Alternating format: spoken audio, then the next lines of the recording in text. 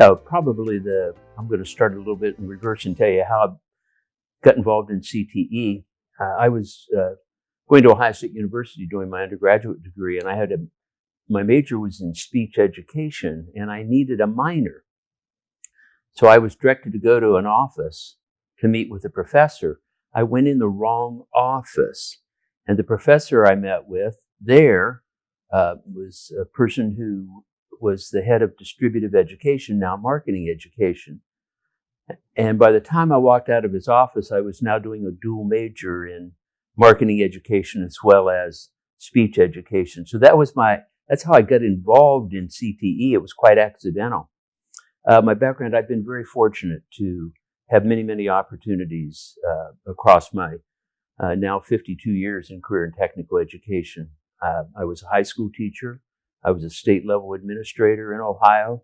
I was a college instructor, both at the adult level, the community college, and undergraduate level. I was a college dean. I've worked in a number of different associations for career and technical education. So I've been fortunate that these opportunities have been made available to me.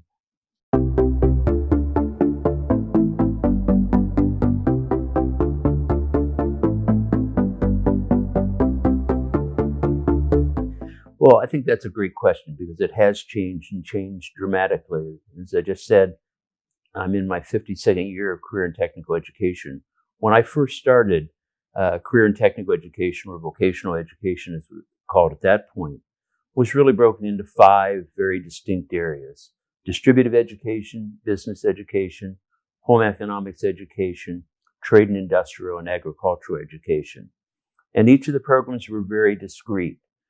Now, across the years, we've seen a blending because the occupations that our students are being trained for are no longer in those discrete individual boxes, but they're a blend of many different skills. And so that's the change that I've seen. Another change I've seen is the integration of academics into our career and technical education program. So we're not teaching academics as an abstract or a separate concept, but they're integrated as part of the career and technical skills training. I think we'll see more of a blending. I think we'll see more of a focus on the applied academics.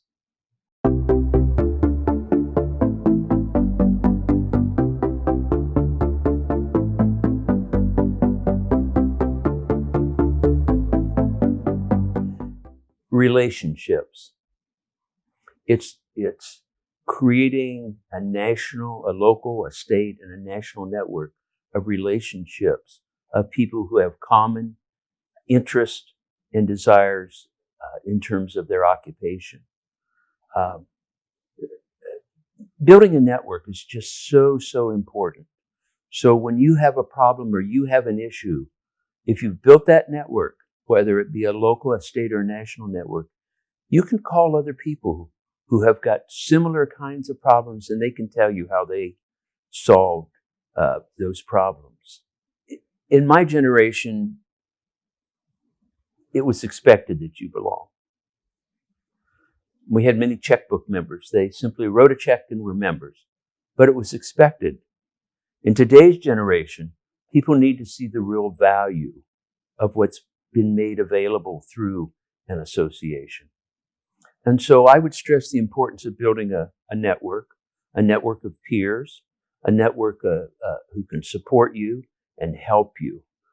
And I don't know of any other association other than ACTE that covers the broad spectrum of career and technical education that can provide those opportunities for you as a member.